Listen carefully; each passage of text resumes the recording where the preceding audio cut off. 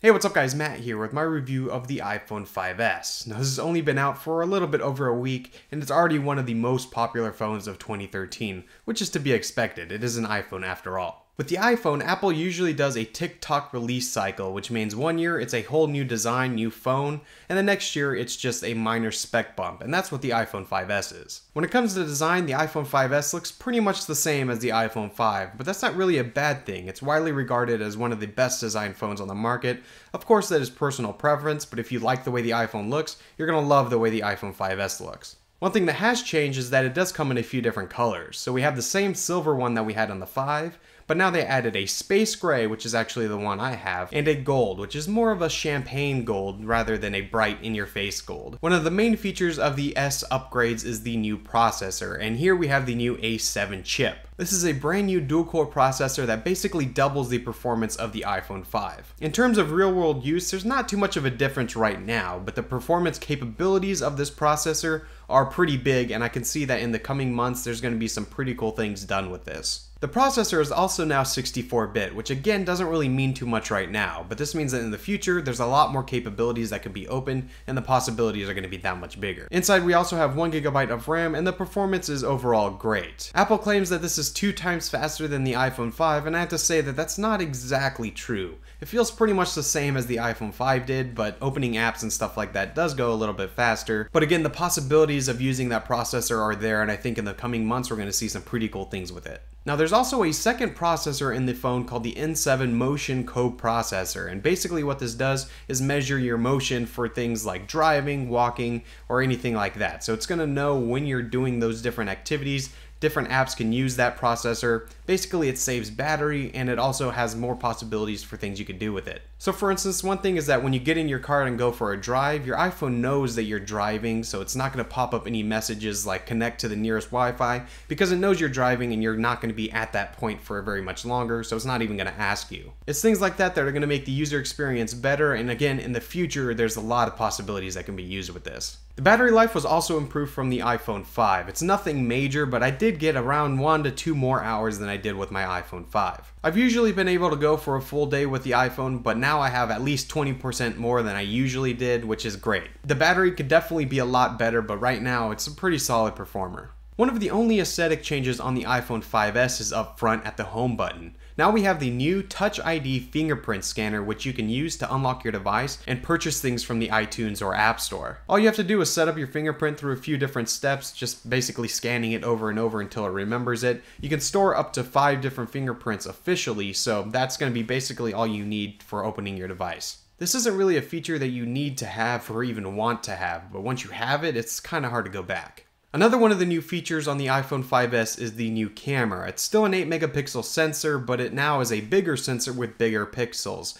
This is a trend that a lot of people seem to be doing these days, and I think it's a good one because honestly, if you look anything into photography, you're going to know that the megapixel count means absolutely nothing. What matters is how much light can be captured from the sensor, and the iPhone 5S does a pretty darn good job of that. Along with the new sensor, we also have an f2.2 aperture, which means again you're going to be letting in more light, which means you're going to have better performance. The low light on the iPhone 5S is definitely better than what we see on the iPhone 5, but it's not quite as good as something like the HTC One. Moving over to daytime pictures, they are absolutely phenomenal, some of the best on the market. Now there are definitely phones out there that are capable of taking better pictures, but when it comes to everyday scenarios and taking pictures in the real world, the iPhone 5S is pretty hard to beat, and it's definitely a class-leading camera. The colors are great, there's some great depth of field, that f2.2 aperture really shines there. It's sharp, it just looks great overall, it's one of the most impressive things about this phone. There's also a new burst mode here, which lets you take 10 frames per second for pretty much as long as you want.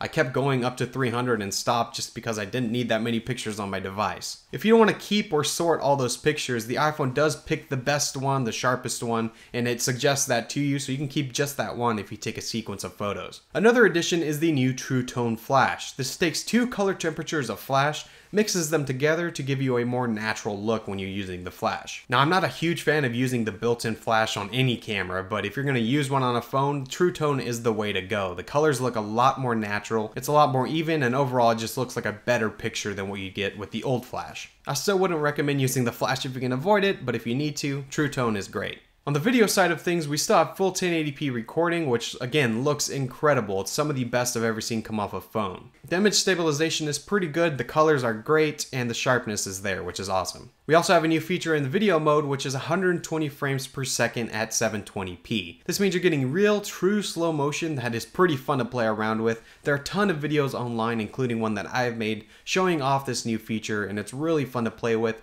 And instead of being a gimmick, it's actually something that a lot of people seem to be using, which is great. Now, all of this hardware is great, but what matters is what's running it, and that is the new iOS 7. Now, this is one of those things that either some people love it, some people hate it, some people are in between. I'm one of the people that was in the middle, but have really started to like it the more I use it. It is a complete overhaul of the design of iOS while keeping basically the same functions. We get new features like Control Center, which lets you adjust the brightness, the sound, playback controls. You can even access your flashlight right from there. It's just basically all the settings that you need. There's also a new Notification Center, which I actually use quite a bit, which basically shows you everything that's happening in your day and what's coming up tomorrow, and it's really helpful. And there are a ton of little tweaks to the OS that make it different and better in some cases. Now, iOS 7 is brand new, and I definitely think there's a lot more work that needs to be done to it. There's nothing inherently wrong with it, basically it works pretty well, but there's a lot of things that could be rethought and could be done much better, and I'm hoping that the future of iOS 7 is going to be a lot better than it is right now.